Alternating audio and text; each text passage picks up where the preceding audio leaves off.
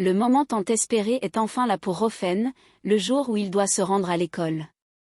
Il est 5h30 et le jeune homme est déjà debout, prêt à entamer cette journée spéciale. Bonjour fils, tu as l'air heureux ce matin. Bonjour père. Oui, je suis vraiment content aujourd'hui. C'est super de t'entendre dire ça. Qu'est-ce qui te met de si bonne humeur? C'est parce que je vais enfin retourner à l'école. Ah, c'est fantastique. J'adore voir à quel point tu es enthousiaste pour l'école. Tu sais, c'est très important d'aimer ce que tu apprends. Merci père. Rofen, tu ne devrais pas partir pour l'école le ventre vide. Tu sais que prendre un bon petit déjeuner est crucial pour bien démarrer la journée. Tu devrais vraiment manger quelque chose avant de partir. D'accord maman, ne t'inquiète pas.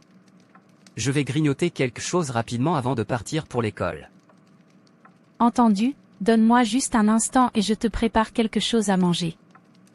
Après quelques instants, la bouillie qu'Hélène avait préparée pour Rofen est prête.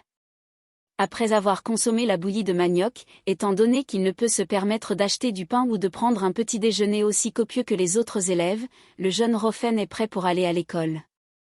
Peu de temps après, il commence déjà son trajet vers l'école, située à plusieurs kilomètres de chez lui.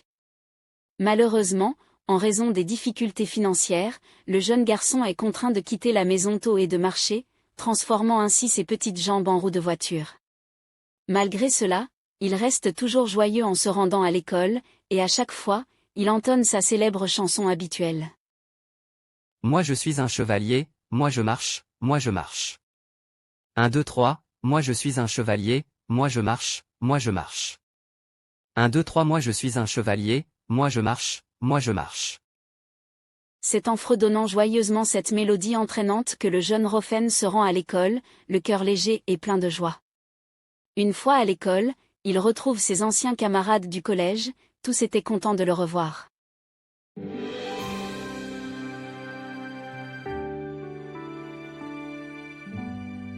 Regardez qui vient d'arriver, c'est notre génie préféré. Ah oui, notre intello est là. Salut Rofen, prêt pour les cours aujourd'hui? Salut les gars. Bien sûr, toujours prêt à apprendre quelque chose de nouveau. Et vous, comment ça va? Ça va bien, merci. On est juste en train de discuter sur les exercices qu'on a eu à faire hier. Oui, et je dois avouer que j'ai un peu galéré sur celui de maths.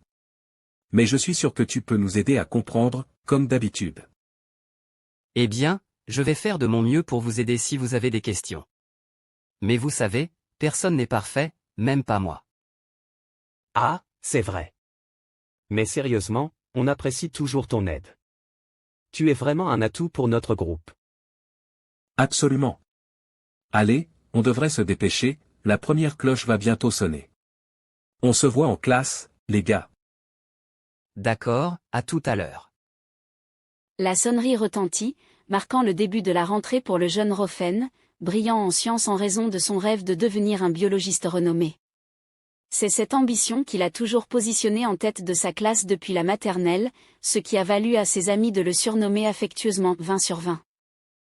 Bonjour classe. Aujourd'hui, nous allons explorer le monde fascinant de la biologie. Qui peut me dire quel est le rôle des mitochondries dans une cellule? Bonjour monsieur. Les mitochondries sont les centrales énergétiques des cellules. Elles produisent de l'ATP, qui est utilisé comme source d'énergie pour les processus cellulaires. Excellent. Et que pouvez-vous nous dire sur la photosynthèse?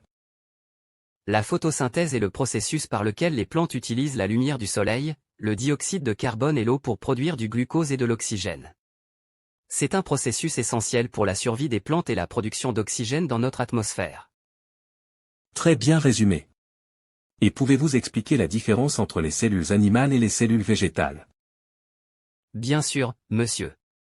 Les cellules animales ont une membrane cellulaire flexible et sont généralement plus petites et rondes, tandis que les cellules végétales ont une paroi cellulaire rigide et sont souvent plus grandes et rectangulaires. De plus, les cellules végétales contiennent des chloroplastes pour la photosynthèse, tandis que les cellules animales n'en ont pas. Bravo. Vous avez répondu à toutes mes questions de manière brillante, quel est donc votre nom? Moi, c'est Rofen monsieur. Rofen, Vous avez clairement une bonne compréhension de la biologie. Continuez votre excellent travail. Merci beaucoup monsieur. J'aime beaucoup la biologie et j'espère en apprendre encore plus au cours de cette année. La sonnerie retentit, annonçant la fin des cours pour la journée. C'était une journée plutôt agréable, et maintenant la mélodie joyeuse du chevalier inébranlable accompagne la fin de la journée. Moi je suis un chevalier, moi je marche, moi je marche. 1, 2, 3, moi je suis un chevalier, moi je marche, moi je marche. 1, 2, 3, moi je suis un chevalier, moi je marche, moi je marche. Un jeune plein de joie, se métamorphosant en une sorte de voiture humaine en marchant joyeusement.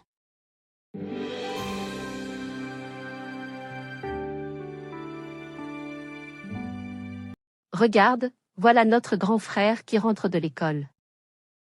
Oh oui, enfin de retour. Salut, grand frère. Comment s'est passée ta journée? Salut les filles. Ma journée était plutôt bonne. J'ai appris plein de choses aujourd'hui. Super, on est fiers de toi, grand frère. Est-ce que tu as appris quelque chose d'intéressant aujourd'hui? Oui, on a commencé un nouveau chapitre sur les cellules. C'était vraiment intéressant, j'ai hâte d'en apprendre davantage. Ça semble vraiment cool. On aimerait bien pouvoir aller à l'école comme toi et apprendre toutes ces choses. Ne vous inquiétez pas, la situation finira par s'arranger, et vous apprendrez plein de choses intéressantes. Oui, on a hâte. En attendant, on peut t'aider à faire quelque chose. Tu veux jouer à un jeu avec nous? Merci, mais ça va aller. Je suis un peu fatigué, je vais juste me reposer un peu. D'accord, repose-toi bien alors. Si tu as besoin de quelque chose, n'hésite pas à nous appeler. Merci les filles, vous êtes adorables. Ça fait plaisir d'être à la maison avec vous. Les trois, frères et sœurs échangèrent des sourires chaleureux avant que le grand frère ne monte dans sa chambre pour se reposer. Tandis que les sœurs jumelles continuaient à vaquer à leurs occupations avec le cœur rempli de bonheur de retrouver leur frère. De retour à la maison, après un moment de repos bien mérité, Rofen savoure avec gourmandise son repas consistant de tubercules accompagné d'un morceau de poisson fumé. Même si ce repas pourrait ne pas sembler très luxueux, c'est tout ce qu'Alain et Hélène ont pu trouver pour passer la soirée, et c'est suffisant pour eux. Bon, il est l'heure pour moi de plonger dans mon livre, histoire de retrouver l'ambiance de l'école et me préparer mentalement pour les cours. Je suis animé par une passion ardente pour l'apprentissage, et je suis prêt à relever tous les défis qui se présentent à moi. Chaque jour est une nouvelle chance de m'élever, de m'inspirer et de me rapprocher de mes rêves. Je suis prêt à étudier avec détermination et enthousiasme, car je sais que c'est le chemin qui me mènera vers un avenir brillant et prometteur. À 20 heures précises, l'amoureux des livres allume sa petite lampe, signant ainsi le début de son rituel nocturne. Chaque soir, avant de se glisser sous les couvertures, il se plonge dans sa lecture avec passion et dévotion. Et cette routine se répète invariablement chaque soir avant qu'il ne s'endorme. De nombreux jours se sont écoulés, et la routine reste inchangée. Dès 5h30, Rofen est déjà debout après avoir pris un léger repas. La mélodie agréable qui suit cette habitude matinale est similaire à celle qui accompagne la fin des cours lorsque la cloche résonne. Moi je suis un chevalier, moi je marche, moi je marche. 1, 2, 3, moi je suis un chevalier, moi je marche, moi je marche. 1, 2, 3, moi je suis un chevalier, moi je marche, moi je marche. Les jours s'écoulent, mais la situation demeure inchangée du côté d'Alain et Hélène. Ils continuent à faire face aux défis avec une détermination inébranlable. Rofen profondément préoccupé par le sort de ses deux jeunes sœurs qui, faute de moyens financiers, ne pouvaient fréquenter l'école, l'amoureux du savoir ne pouvait tolérer cette lacune éducative. Il s'engagea donc à les guider pendant ces rares moments de temps libre, voulant les rapprocher de l'accès au savoir qui leur était actuellement éloigné. Bonjour les filles, prêtes pour notre cours du jour? Bonjour grand frère. Oui, nous sommes prêtes. Parfait, aujourd'hui, nous allons explorer quelque chose de nouveau. On va parler des nombres. Les nombres, c'est quoi ça?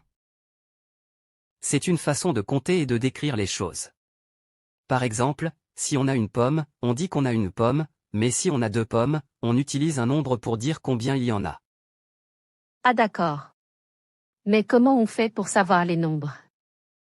Très bonne question Lise.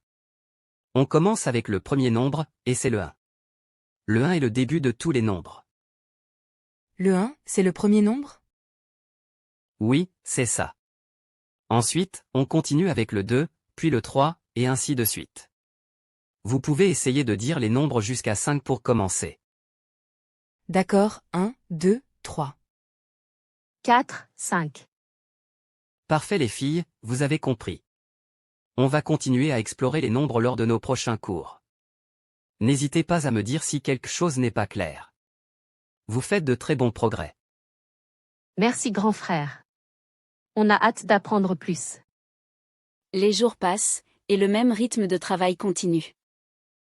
Les filles, aujourd'hui, nous allons pousser un peu plus loin notre exercice de calcul mental en utilisant des exemples un peu plus complexes. Êtes-vous prêtes? Grand frère, oui, nous sommes prêtes.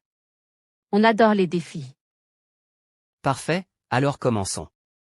Imaginons que nous avons un panier rempli de fruits. Dans ce panier, il y a 4 pommes, 6 bananes et 8 oranges. Si nous en retirons 3 pommes et 2 bananes, combien de fruits reste-t-il dans le panier? 4 pommes moins 3 pommes, ça fait une pomme. Et 6 bananes moins 2 bananes, ça fait 4 bananes. Alors, il reste une pomme, 4 bananes et 8 oranges, ce qui fait 13 fruits en tout. Très bien Clara, tu as très bien raisonné. Maintenant, continuons avec un autre exemple. Si nous avons 2 sacs d'oranges, et qu'il y a 10 oranges dans chaque sac, combien d'oranges avons-nous au total? D'accord, donc 2 sacs d'oranges fois 10 oranges dans chaque sac, ça fait 20 oranges. Exactement Lise, tu as trouvé la bonne réponse. Maintenant, pour notre dernière question, imaginons que nous avons 3 boîtes de fruits. Dans la première boîte, il y a 7 pommes, dans la deuxième boîte, il y a 9 bananes, et dans la troisième boîte, il y a 12 oranges. Combien de fruits avons-nous en tout? On doit ajouter tous les fruits dans les 3 boîtes, donc 7 pommes plus 9 bananes plus 12 oranges, ça fait 28 fruits en tout. Incroyable les filles, vous avez très bien travaillé. Vous maîtrisez parfaitement le calcul mental, même avec des exemples un peu plus complexes. Continuez comme ça, je suis très fier de vous. Les jours s'écoulaient rapidement, emportant avec eux les semaines et les mois, dans un rythme de travail constant et une détermination inébranlable de la part de l'amoureux de l'école. Et voilà, l'année scolaire touchait à sa fin. Comme d'habitude, Rofen se retrouvait encore une fois en tête de sa classe, mais cette fois, avec une chance inespérée. Grâce à son brillant parcours académique, l'un de ses professeurs fut touché et décida de lui offrir les fournitures scolaires nécessaires pour la prochaine rentrée. Une année qui marquerait son passage en classe de 3e où il fera l'examen d'État, connu sous le nom de brevet d'études du premier cycle, le propulsant ainsi vers le lycée, un nouveau niveau d'études. Le petit Rofen était rempli d'une joie indescriptible et arborait un sourire interminable en recevant ce cadeau. Et se mit à penser à sa rentrée tracassante où il n'avait ni stylo, ni cahier le jour même de la rentrée scolaire. Notre courageux élève, fier de son nouveau sac sur le dos, regagne son domicile d'un pas assuré, arborant une démarche fière à la manière d'un sapeur du Congo-Brazzaville.